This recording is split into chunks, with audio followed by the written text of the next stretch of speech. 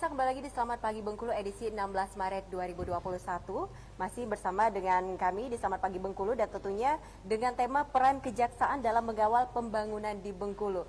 Dan spesialnya pada segmen kedua ini kita sudah hadir juga tamu kedua kita ya, narasumber kita yang kedua, yaitu selaku Asisten Tindak Pidana Khusus Kejati Bengkulu, Bapak Pandu Pramukartika SH. Selamat pagi Bapak. Pagi. Gimana kabarnya? Alhamdulillah baik. Alhamdulillah sehat ya. Ngomong-ngomong ini sudah bertugas kurang lebih berapa tahun Pak? Kira-kira sekitar 1 tahun 4 bulan. 1 tahun 4 bulan. Ya. Aslinya orang Bengkulu atau di luar nih? Dari luar. Dari luar juga ya. Nah mungkin pertanyaannya sama nih, mungkin dengan Ibu Agnes. Ketika pertama kali ke Bengkulu, apa mungkin yang terbayang dari Bapak? Ya, kami memang harus fokus di dalam pekerjaan, khususnya di dalam tugas saya sebagai khusus ya. Jadi kami melihat di sini pembangunan yang ada di Bengkulu. Jadi bagaimana kita ikut peran aktif di dalam pembangunan di Bengkulu, itu yang paling utama. Selama kurang lebih 1 tahun 4 bulan, mungkin ada temuan menarik nggak dari Provinsi Bengkulu? Mungkin secara persoalan hukumnya? Ya, di sini memang artinya banyak perkara-perkara itu yang kita temukan adalah di kepala daerah ya. Jadi selama ini ada beberapa kepala daerah ya. Jadi seharusnya ini bisa menjadikan shock terapi, artinya untuk yang lain agar benar-benar kita bisa mentaati, dan artinya dengan kita mentaati hukum itu pembangunan itu bisa berjalan dengan baik. Temuan tersebut apakah cukup tinggi di Provinsi Bengkulu? Kalau melihat data yang ada, jadi ada beberapa kepala daerah itu memang benar-benar berisiko tinggi. Cukup gitu. tinggi? Iya, betul. Oke. Ya, dengan ada data yang ada itu memang cukup tinggi. Sejauh ini apa upayanya Pak? Kami ada beberapa. Jadi kalau di bidang tindak pidana khusus, yaitu tadi terapinya adalah kita mengangkat satu kasus, jadi itu menjadikan shock terapi bagi yang lain agar yang lain itu tidak melakukan hal-hal yang dilarang tersebut. Jadi semua dilakukan dengan aturan yang benar. Gitu. Dan kami di samping itu, sesuai dengan petunjuk pimpinan, kita juga harus melakukan artinya pencegahan ya. Dan pencegahan di suatu contoh kita kerjasama dengan APH, terus kemudian kita memberikan suatu penjelasan kalau memang pemerintah ragu atau menjalankan proyek itu ragu, terus kemudian melakukan pertanyaan ke kita gitu ya. Jadi kita mungkin bisa membantu mungkin dengan legal opinion, atau kita bisa memberikan langsung. Oke, baik. Mungkin secara data, mungkin dari tahun ke tahun, apakah adanya penaikan atau penurunan dari tindak pidana korupsi? Dalam hal ini, kalau kita lihat data, ada penurunan. Gitu ya. Penurunan ya? Ya. Secara signifikan seperti apa penurunannya? Tidak banyak ya, tidak banyak. Artinya mungkin penurunnya hanya sekitar 10% gitu. Baik, dan tentunya tapi diharapkan semoga kita dapat meminimalisir ya mungkin tindak pidana korupsi ataupun persoalan-persoalan hukum yang lainnya seperti itu.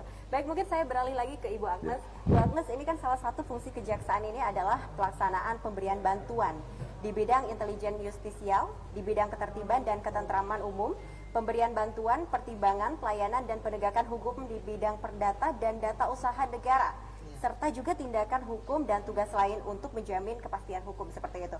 Nah, mungkin berdasarkan peraturan perundang-undangan Ibu Agnes, ini kebijakan yang ditetapkan Jaksa Agung, ini seperti apa? Bisa dijelaskan Ibu seperti apa?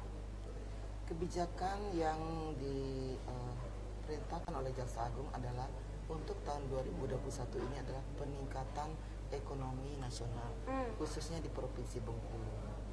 Jadi dengan meningkatnya ekonomi di Provinsi Bengkulu, mudah-mudahan seluruh masyarakat di Provinsi Bengkulu tingkat ekonomi menjadi lebih baik. Dan tugas fungsi kita selaku aparat penegak hukum melakukan pengawalan, melakukan pendampingan, melakukan pengawasan terhadap pekerjaan-pekerjaan yang diminta oleh teman-teman di pemerintah daerah, apakah sudah sesuai dengan ketentuan. Dan kalau memang mereka mempunyai permasalahan hukum yang perlu tindak lanjut, mereka bisa meminta bantuan kepada kami bagaimana hal ini mesti dilakukan. Dengan adanya rambu-rambu yang kita berikan ini, mudah-mudahan pelaksanaan pembangunan ini dapat berjalan dengan lancar sesuai dengan ketentuan perundang-undangan. Teman-teman yang dalam melakukan pelaksanaan pembangunan khususnya mungkin BPK tidak takut lagi menjalankan proyek-proyek.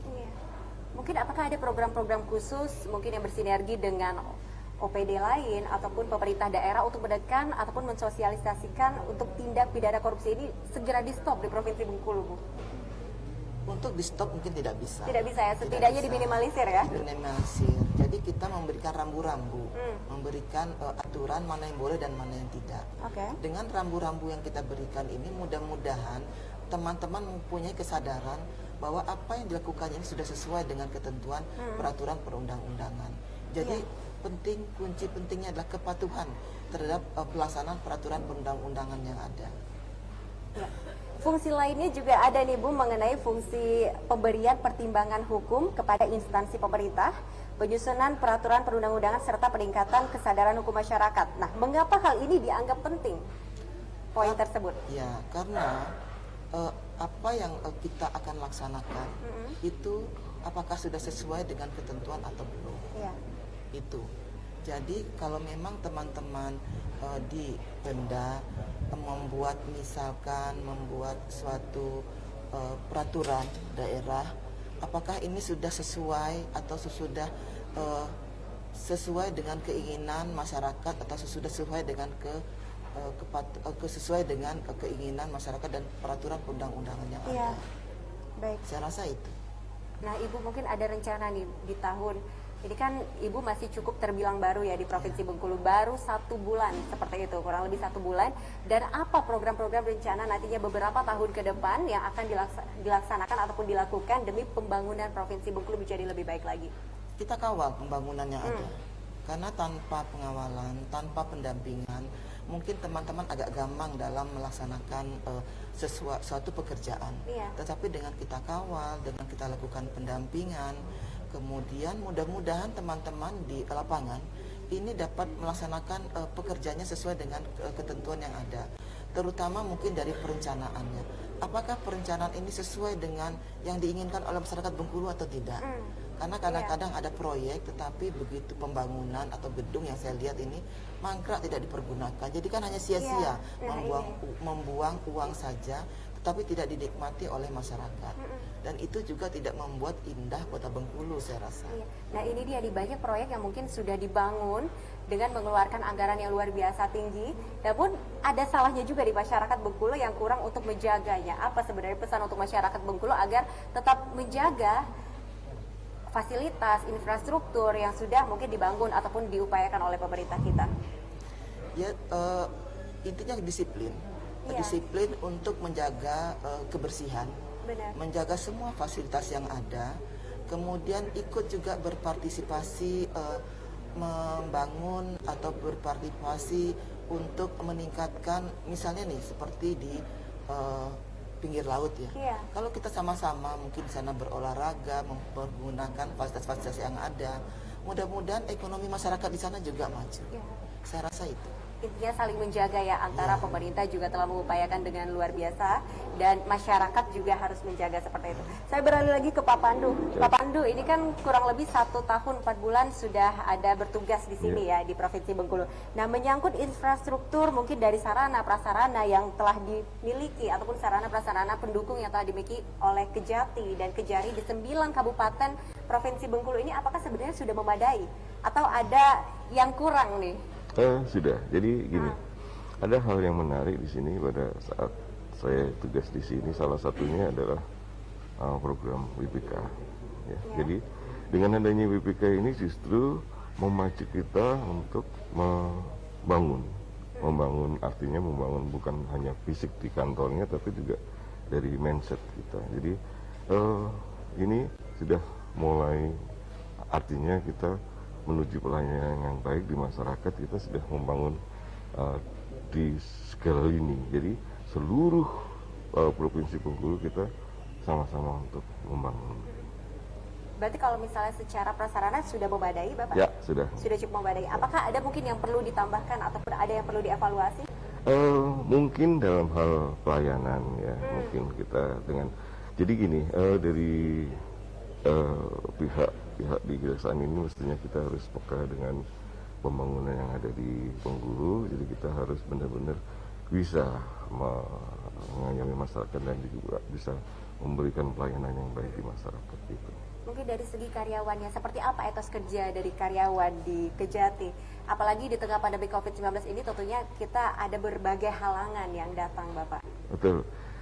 Di masa pandemi ini memang kita banyak sekali halangan, tapi itu tidak artinya tidak memberikan hambatan yang berarti bagi kita. Kita tetap melakukan kegiatan-kegiatan seperti biasanya, seperti halnya persidangan gitu ya. Jadi kan kita sudah artinya ada perubahan di dalam melaksanakan kegiatannya di masa pandemi ini. Kita persidangannya dengan menggunakan virtual dan itu tetap dilaksanakan seperti biasa gitu. Jadi nggak, saya rasa bukan satu hambatan yang berarti. Dan tentunya berjalan dengan lancar saat ini ya. Walaupun kita masih berada di tengah pandemi COVID-19 ini yang kita ketahui sangat berdampak ya di berbagai sektor, namun tetap Kejaksaan Tinggi mematuhi protokol kesehatannya dalam melaksanakan tugas seperti itu. Baik pemirsa, tentunya saya akan berbincang lagi bersama dengan narasumber kita di pagi hari ini, namun setelah jeda pariwara berikut, tetap bersama kami.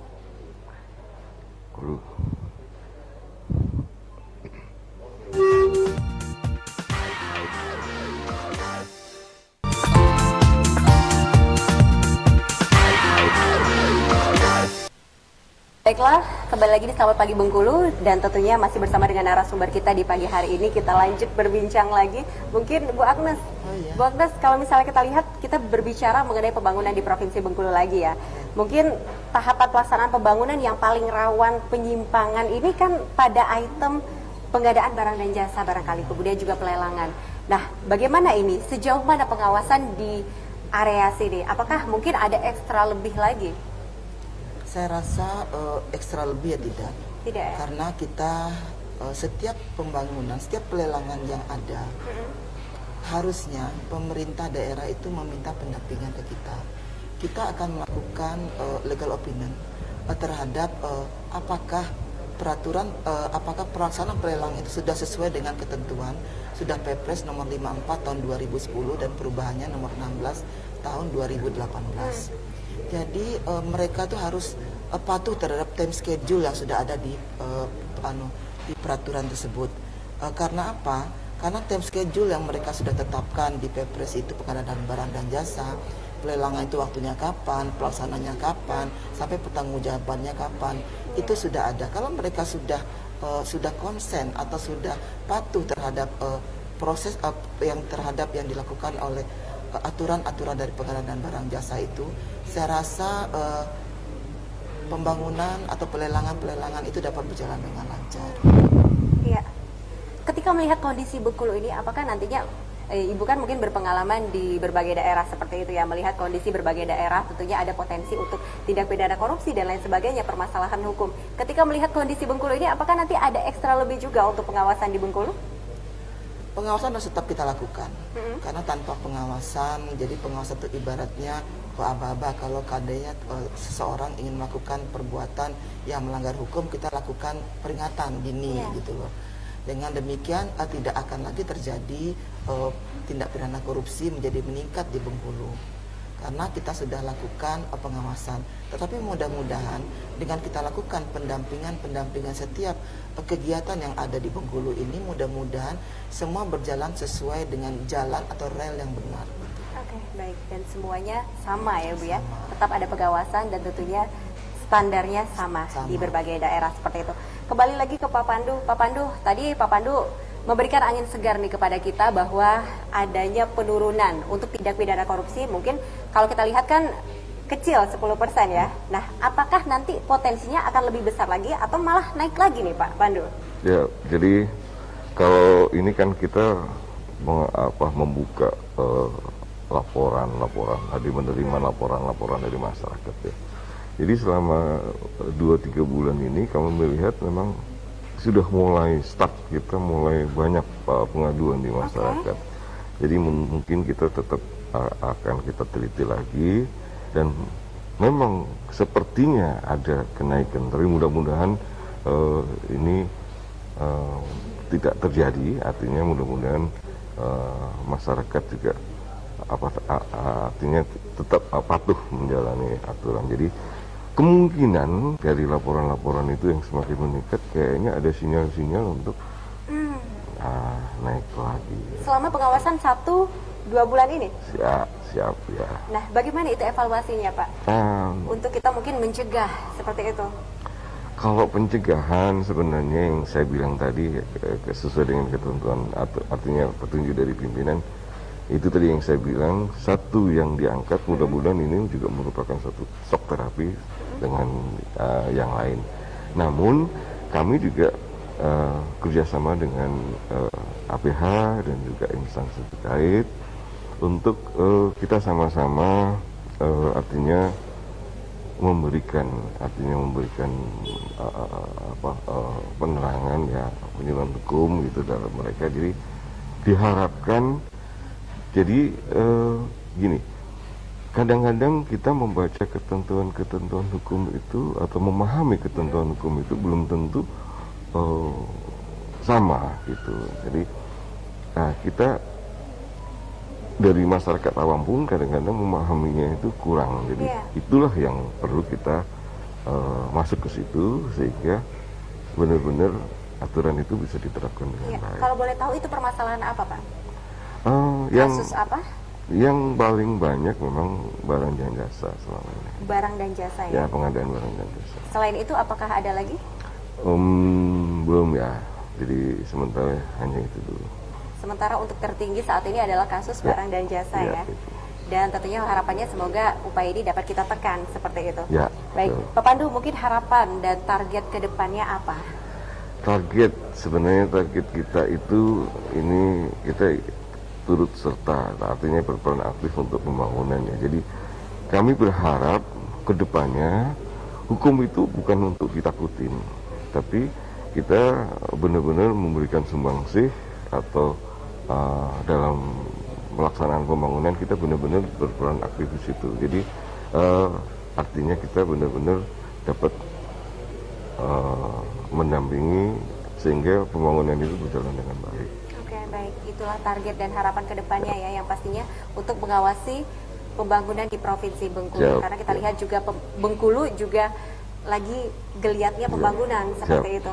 Baik, mungkin Bu Agnes, target dan harapannya seperti apa ke depannya? Karena kan Ibu telah diberikan tanggung jawab yang sungguh luar biasa ya untuk datang ke Provinsi Bengkulu ini dan menjalankan tugasnya dengan baik pastinya. Apa target dan harapan Ibu selama beberapa tahun ke depan? Bahwa kejaksaan, khususnya kami institusi teman-teman ini, bukanlah untuk dilayani, tapi kita harus melayani masyarakat, melayani aparat penegak hukum, melayani semua kepentingan-kepentingan yang bermasalah dengan hukum. Jadi jangan sampai kejaksaan ini menjadi ditakuti. Saya ingin kami kejaksaan ini menjadi familiar dengan teman-teman. Teman-teman datang atau masyarakat datang ke kejaksaan itu menjadi lebih enak gitu loh. Tidak merasa takut untuk datang ke kejaksaan akan diperiksa. Tetapi mereka meminta suatu advice, sesuatu pendapat mengenai permasalahan apa saja di bidang hukum.